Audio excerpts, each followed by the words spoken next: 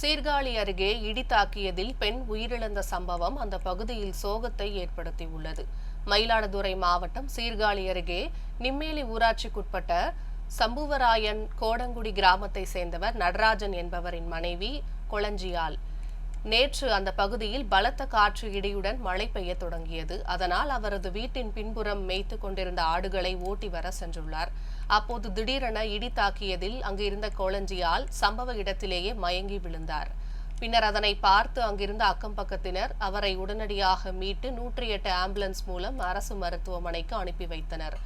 அங்கு அவரை பரிசோதித்த மருத்துவர்கள் அவர் ஏற்கனவே இறந்து விட்டதாக தெரிவித்தனர். இது தொடர்பாக சீர்காழி போலீசார் வழக்கு பதிவு செய்து விசாரணை செய்து வருகின்றனர்.